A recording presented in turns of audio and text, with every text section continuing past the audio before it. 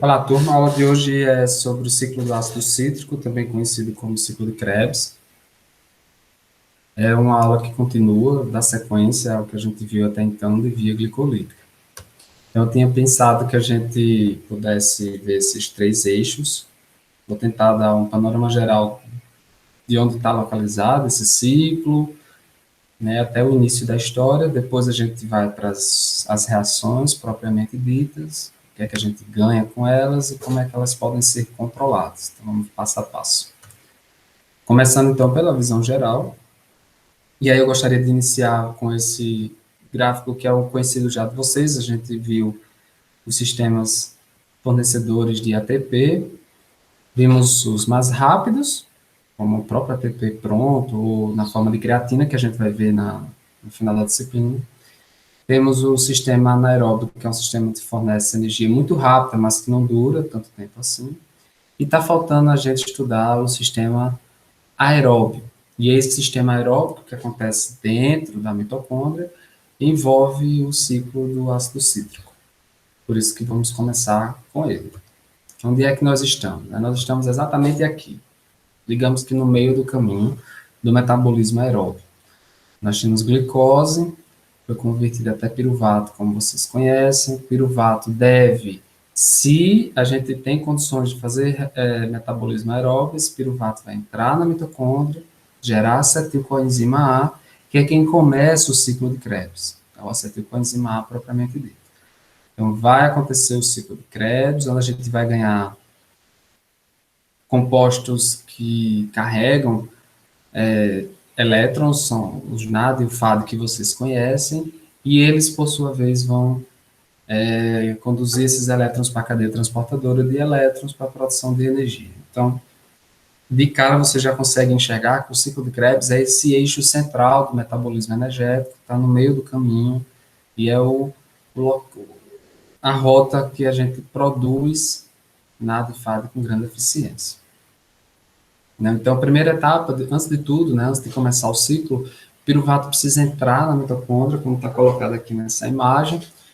Quem faz esse transporte é a piruvato translocase, é uma proteína que existe na mitocôndria. Pega o piruvato, coloca para dentro da mitocôndria, e aí o piruvato precisa ser convertido em acetilcoenzima A.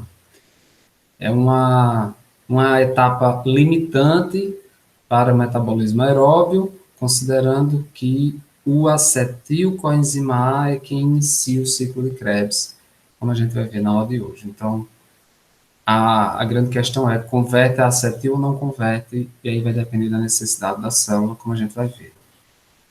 A reação é realizada pela enzima piruvato desidrogenase, um complexo enzimático. Se você for comparar o antes e o depois, nós temos aqui o piruvato com seus 3 carbonos e uma carboxila, né? E o acetil só tem 2, ou seja, um dos carbonos, que no caso é essa carboxila, foi retirada da molécula liberada na forma de CO2. As reações onde se retiram esse CO2 nós chamamos de descarboxilação oxidativa, o que vai ser muito comum no ciclo de Krebs, e nessa reação que não faz parte propriamente dita.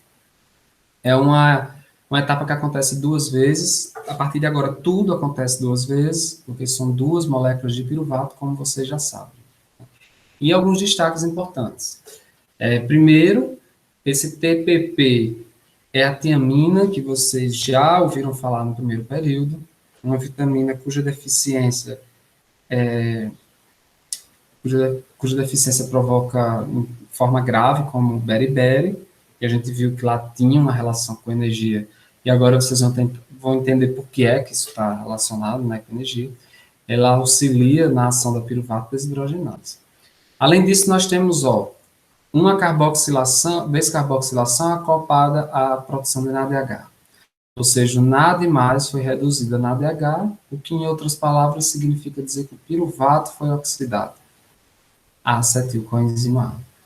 Coenzima A é um componente grande, tem uma imagem dele aqui para mostrar para vocês, com um destaque especial na faixa rosa, porque é a própria vitamina B5.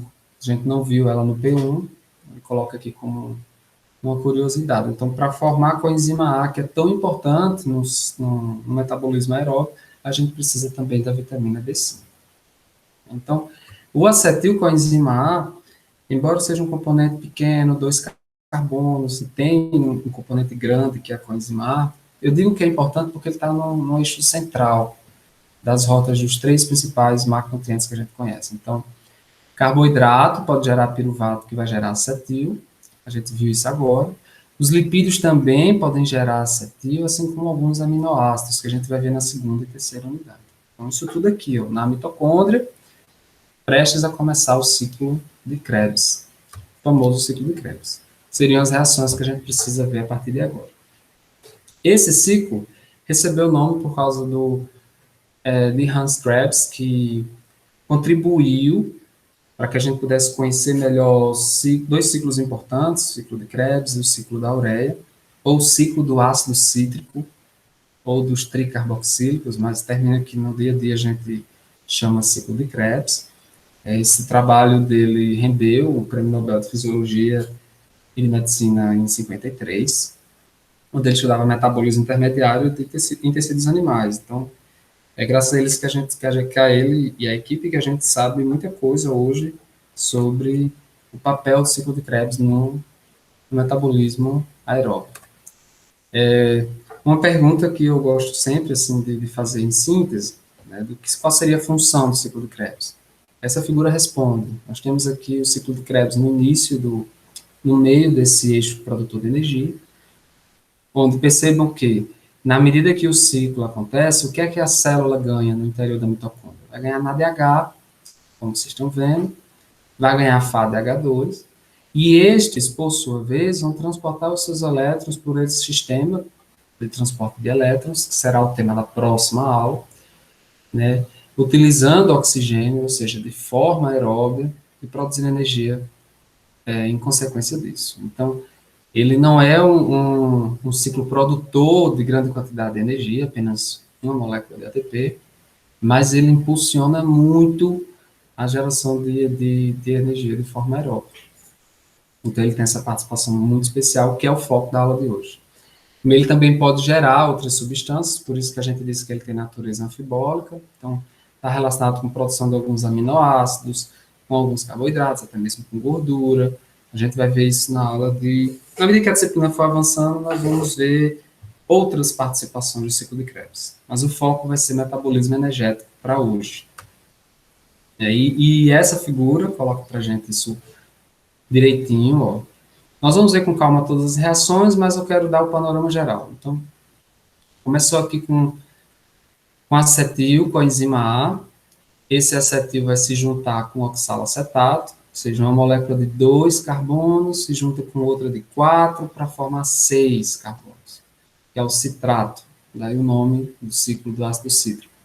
Então, o que acontece ao longo dessas reações são várias reações de descarboxilação, com retirada de CO2, tá vendo?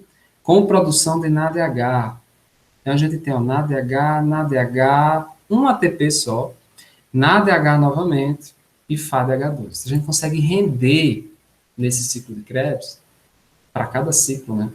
3 NADH, 1 FADH2, produzimos CO2, como vocês viram lá na aula de tampões, né, e um pouquinho de energia. Então, o foco é aqui, ó, 3 e 1 FAD. Nós vamos ver as reações e vocês vão perceber que a história se repete um pouco, e quando a gente tenta resumir o ciclo de Krebs, é mais ou menos isso que a gente enxerga.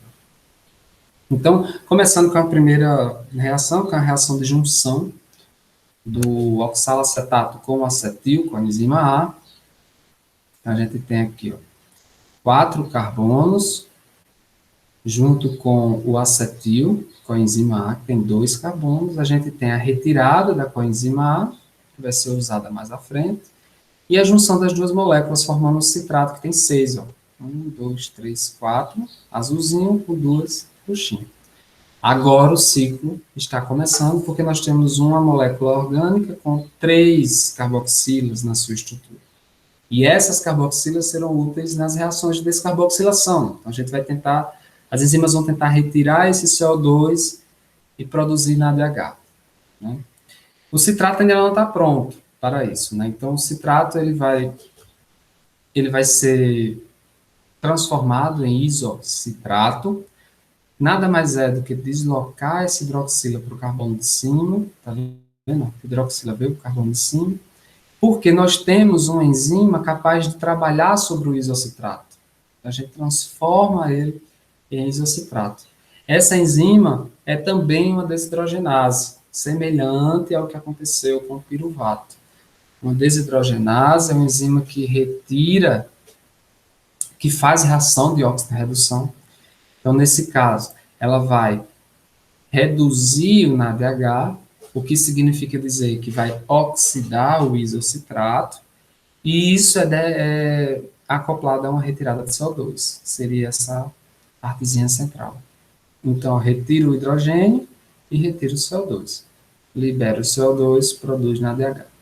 O que sobra é o alfa-cetoglutarato, que tem ainda duas carboxilas. Então, a gente tem uma nova desidrogenase, seria a desidrogenase de alfa-cetoglutarato, e vai retirar o CO2, como vocês estão vendo aqui, ó. Retira o CO2, pega o NADH, transforma em NAD+, transforma em NADH e acopla a coenzima A na sua estrutura.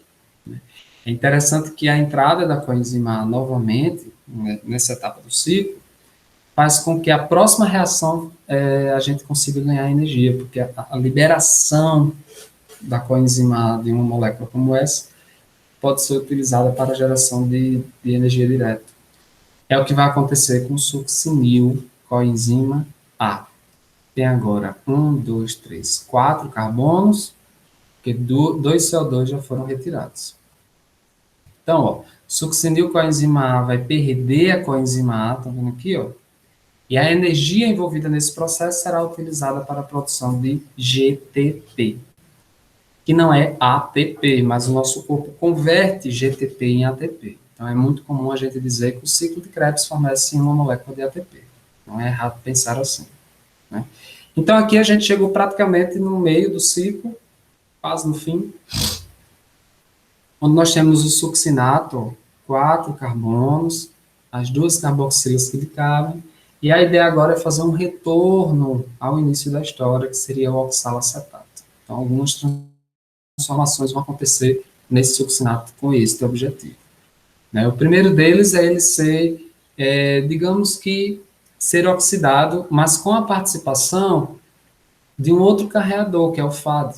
Então, nós temos a succinato desidrogenase, retirando os hidrogênios e colocando no FAD, gerando FADH2. Né? Dessa forma, a gente converte o succinato em fumarato, também é um metabólito importante, mas o ganho principal aqui é essa molécula de FADH2. Então, a gente já ganha alguma coisa nessa etapa. O fumarato dá sequência ao ciclo, ele vai ser hidratado, ó, a gente vai adicionar um hidroxila e um hidrogênio na sua estrutura. Então, é uma etapa muito simples e forma malato. Malato, sim, é um componente super importante, ele já está no final mesmo do ciclo, a gente vai falar nele nas aulas seguintes, né, quando está falando em gliconeogênese. Esse malato sofre uma oxidação, ou seja, vai perder o seu hidrogênio, doar para o NAD e transformar em NADH. Desculpa. Transformar em NADH. Então, a gente consegue chegar no final, ou seja, recuperar o oxalacetato, por isso a ideia de um ciclo, e ainda por cima ganha NADH. A enzima é a malato desidrogenase novamente. Então, o ciclo de Krebs para a gente, em resumo, é a atividade de uma sequência de desidrogenases, fazendo com que o nosso corpo ganhe NADH, como vocês estão vendo, e ganhe FADH2. Se fosse para resumir, seria basicamente isso, né? Por isso que eu coloquei aqui, ó, para cada ciclo, a gente vai ter 3 NAD e um FADH2. Essa é a grande contribuição do ciclo de Krebs. Sem o ciclo de Krebs, fica impossível a gente ganhar energia de forma significativa por via aeróbia. Daí ele ser tão importante, tão famoso, né? Gostaria de lembrar que tudo acontece 2 vezes, então não são 3 NAD, serão 6, não é um FAD, serão 2 FAD, 4 CO2, 2 GTP, porque são 2 piruvatos, 2 acetil. Então, tudo agora acontece 2 vezes. É importante que a gente relembre um pouco do P1. Eu trouxe o trecho do método que falou pela primeira vez sobre beriberi. Aí eu acho que agora fica mais claro para todo mundo por que é que a deficiência dessa vitamina, que é tão importante para as desidrogenases, vitamina B1, as pessoas sentirem o que eles chamam de beriberi. Ele falava aqui, ó, que as pessoas, isso era o que os habitantes falavam, né, que beriberi significava carneiro. Ele acreditava que eram as pessoas, né, que tinham essa enfermidade ficavam com os joelhos trêmulos, as pernas levantadas, não conseguiam andar, né, ou caminhavam como carneiros. É uma espécie de paralisia, de tremor que penetra o movimento, as sensações das mãos, dos pés e às vezes o corpo inteiro. E foi exatamente o que a gente viu no primeiro período. Agora a gente consegue juntar as duas disciplinas fazendo mais sentido para vocês, né? E aí, em relação ao controle, vamos pensar assim, se o ciclo de Krebs é responsável pela produção de NADH e FADH2 e, consequentemente, produção de energia, eles serão os nossos reguladores alostéricos, né? Então, aqui, ó, o principal regulador vai ser o NADH. Então, nós temos aqui da glicose até o ciclo de Krebs, quanto a gente ganha. Vocês podem refazer essas contas sozinhos depois. Então, 2 na ADH, mas aqui 2 na ADH, tudo multiplicado por 2, então são 6, são 2 FAD, né? Aqui o livro já traz uma relação, vocês vão aprender na próxima aula, que para cada NAD a gente tem cerca de 3 ATP sendo formado. 2,5 a 3, depende do livro, esse aqui está colocando 3. Então, você já consegue comparar, assim, de cara, a quantidade de energia que a gente consegue ganhar no metabolismo aeróbio quando comparado com as duas moléculas de ATP do metabolismo anaeróbio, né? Mas é preciso ter oxigênio para isso tudo acontecer.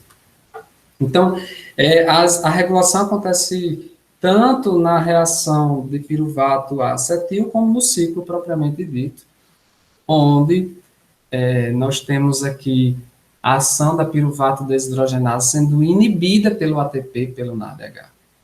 E eles são o que nos representa energia agora. Então, se a célula tem muita energia, essa enzima vai ter a sua atividade diminuída ou inibida.